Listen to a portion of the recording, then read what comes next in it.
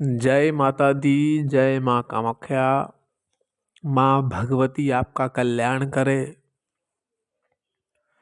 देवराधा trust Satyavani channel परम पूज्य CA doctor Ashok Kumar Gupta गुरु जी।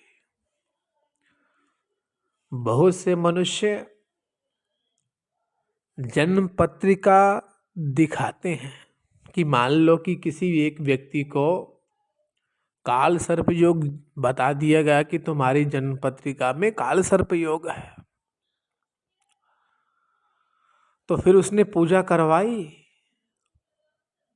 फिर किसी और पंडित जी के पास गया, फिर उसने बता दिया कि तुमको काल सर्प योग है। फिर उसने पूजा करवा ली। फिर तीसरे के पास गया, वो बोले कि तुमको काल सर्प योग है। काल सर्प योग भी है और पितृदोष भी है। मान लो जितनी बार व्यक्ति तरह तरह के पंडित जी के पास जाता है, तो पंडित जी जो बैठे रहते हैं, ये कार्य करते हैं पूजा पाठ का, तो वो जन्म पत्रिका के हिसाब से काल सर्प योग और पितृदोष बताते हैं। तो फिर कुछ व्यक्ति पूजा करवा करवा करके थक जाते हैं, लेकिन उनका काम नहीं बनता है। इसलिए आज हम आपके सामने कुछ ऐसी चीजें बता रहे हैं कि जिसके उपयोग से आप कई समस्याओं का समाधान बिना किसी से पूजा पाठ करवाए भी करवा सकते हैं।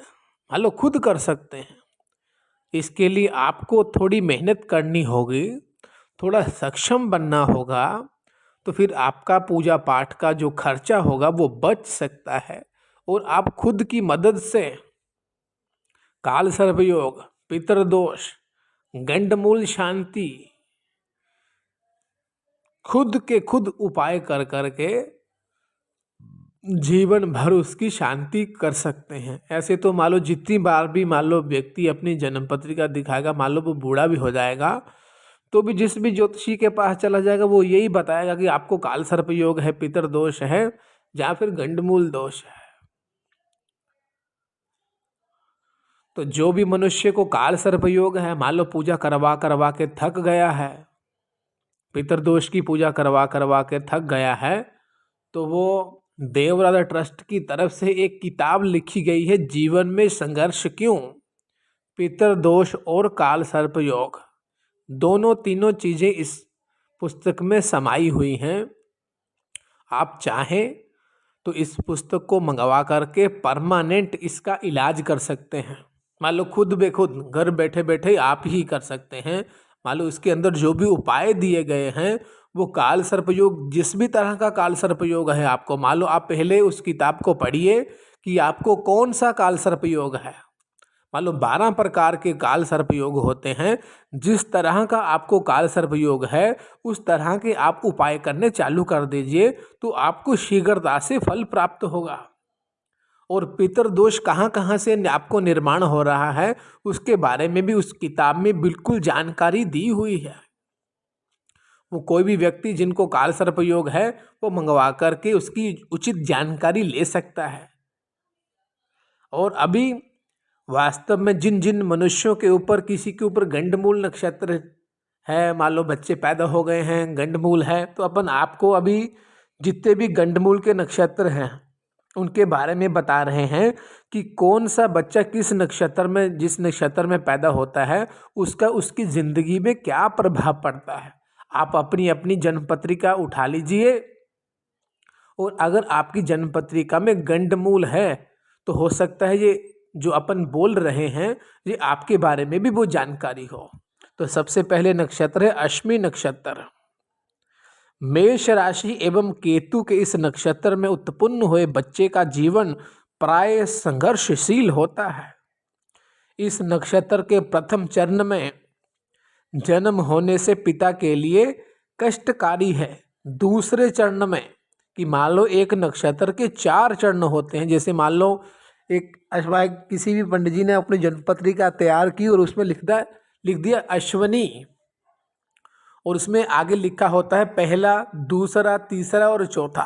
मान लो जिस नक्षत्र में आप पैदा होंगे उसके 4 चरण होते हैं, उस 4 चरण को आपको देखना है।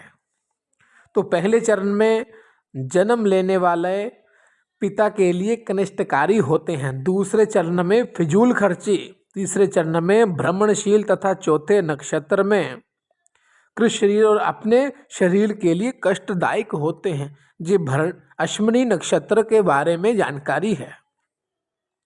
और उसके बाद अश्लेषा नक्षत्र, कर्क राशि एवं बुध के नक्षत्र के जातक प्राय चंचल एवं चतुर बुद्धि वाले तथा परिवर्तनशील प्रकृति के होते हैं।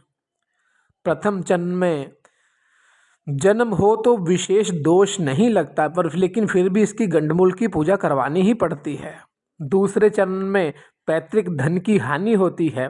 तीसरे चरण में माता पिता के लिए गंडात शूल तथा चौथे चरण में पिता के लिए अनिष्टकारी होता है। ये अश्लेषा नक्षत्र के बारे में जानकारी है। और एक को तीसरा नक्षत्र मघा नक्षत्र, सूर्य और केतु के नक्षत्र में उत्पन्न जातक स्पष्टवादी, शीघ्र क्रोध आने वाला होता है, उद्यमी और धनवान होते हैं। प्रथम चरण में उत्पन्न हो तो माता पिता को कष्ट या माता पक्ष की हानि होती है। दूसरे चरण में पिता को परेशानी होती है। तीसरे चरण में जन्म हुआ हो तो शुभ फलदायक होता है।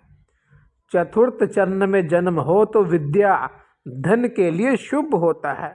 ये मघा नक्षत्र के बारे में जानकारी है।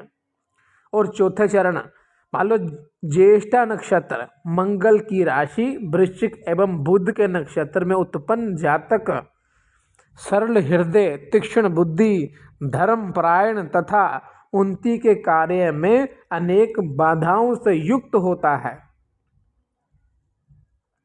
ज्येष्ठा नक्षत्र में प्रथम चरण में उत्पन्न बच्चा ज्येष्ठ बड़े भाई के लिए अनिष्टकारी होता है। दूसरे चरण में पैदा हो तो छोटे भाई को कष्ट, तीसरे चरण में पिता के लिए अनिष्टकारी तथा चतुर्थ चरण में उत्पन्न होने से जातक स्वयं अपने पिता और अपने आप के लिए कष्टकारी होता है। और मूला नक्षत्र मूला नक्षत्र केतु के नक्षत्र और गुरु की राशि धनु में उत्पन्न जातक धार्मिक रुचि वाला, उद्धार हृदय वाला, मिलनसार, परोपकारी, धन वाहन सुखों से युक्त होता है। चरण भेद अनुसार मूल के प्रथम चरण में उत्पन्न जातक पिता की हानि करता है, दूसरे चरण में माता की हानि करता है, तीसरे चरण में धन का नाश तथा चौथा चरण शुभ होता है। इन सब नक्षत्रों की विधि पूर्वक किसी अच्छे ज्योतिषी पंडित पुजारी जी से इसकी विधिवत पूजा करवा लेनी चाहिए। इसकी पूजा करवाने से किसी तरह का जो अनिष्ट है वो नहीं होता है। और रेवती नक्षत्र में जन्मे लोग बाहरी दुनिया के लिए जिद्दी और कठोर स्वभाव के होते हैं। ईश्वर में पूर्ण आस्था के कारण जीवन में सभी अड़चने को साहस के साथ पार कर लेते हैं। तीक्ष्ण बुद्धि के कारण ऐसे लोग किसी भी प्रकार के कार्य क्षेत्र में सफलता प्राप्त करने की योग्यता रखते हैं। भगवान विष्णु की पूजा करने से इस नक्षत्र का अशुभ प्रभाव कम हो सकता है। इसके लिए पूरी लगन की जरूरत होती है। विष्णु सहस्त्र नाम का नित्य पाठ करना चाहिए। विष्णु भगवान जी के 108 नाम का पाठ करने से जीवन के सभी संकट दूर होते हैं। बुध के नक्षत्र और गुरु की राशि मीन में उत्पन्न जातक सर्वप्रिय, विद्यावान, सुंदर आकृति, तर्कशील एवं धनवान होते हैं। रेवती के प्रथम चरण में जन्मे हो तो राजा के समान वैभवशाली, दूसरे में मंत्री के समान सुख साधनों से युक्त, तीसरे चरण में उत्पन्न हुआ हो तो जन्म होने से धनवान तथा चतुर्थ चरण में जन्म होने से माता पिता के लिए कनिष्ठकारी मान लो खराब माना जाता है। इसलिए जिस भी व्यक्ति के, जिस बच्चे के जन्म पत्रिका में गंडमूल की विशेष चीज लिखी हुई है, नक्षत्र लिखे हुए हैं, उनको चाहिए कि विधिवत इनकी पूजा करवानी चाहिए। गंडमूल की पूजा करवाने से भाग्य उदय होता है, ग्रह नक्षत्रों का प्रभाव कम पड़ता है। इसलिए जिन जिन के भी जन्म पत्रिका में मैंने यो आपको नक्षत्र बताए हैं, अश्विनी नक्षत्र, अश्लेषा नक्षत्र, मगा नक्षत्र, ज्येष्ठा नक्षत्र, मूला नक्षत्र और रेवती नक्षत्र, ये 6 नक्षत्र जो होते हैं ये गंड और मूल की श्रेणी में आते हैं। आपको चाहिए कि विधिवत इसी नक्षत्र के दिन, जिस दिन ये नक्षत्र लगा हो, कि मान लो महीने में एक बार एक नक्षत्र लगता है, तो जिस दिन ये नक्षत्र लगे उसी दिन ही इसकी पूजा करवानी चाहिए, तो संपूर्ण फल की प्राप्ति होती है। जय माता दी, जय माँ कामाख्या।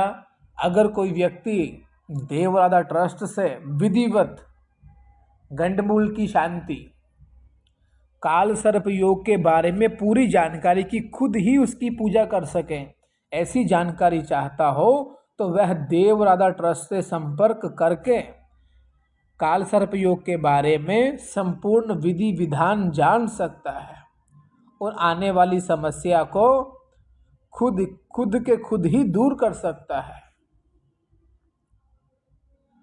अगर पैसे में सुख होता तो सब पैसे वाले लोग बोलते कि मैं बहुत सुखी हूं, लेकिन जितने भी पैसे वाले लोग होते हैं उनका कभी भी हृदय शांत नहीं होता है। अगर भगवान का नाम ही नहीं तो मनुष्य का चित्त अशांत रहता है। इसलिए भगवान का नाम लेते रहो। जो धन का बल है वह नाशवान होता है और भगवान का नाम और बल अविनाशी होता है। इसलिए उस परम पिता परमात्मा, माँ भगवती आदि शक्ति जगजननी जगदम्बा और परम पिता परमेश्वर भगवान शिव, इनकी आराधना नित्य करनी चाहिए। अपने कुल के देवी देवता और अपने कुल के पितृ, इनका भी पूजन करना चाहिए। इनका पूजन करने से आपके ऊपर सभी ग्रह नक्षत्रों की कृपा बनी रहती है। तो जो भी व्यक्ति किसी भी तरह की साधना आराधना देवी देवताओं के विषय पर करना चाहता हो तो वह देवराधा ट्रस्ट से उचित मार्गदर्शन लेकर के अपनी जिंदगी का वो सुख जो उसने नहीं अभी तक भोगा है वह प्राप्त कर सकता है। जय माता दी, जय माँ कामाख्या, जय श्री महाकाल महाराज।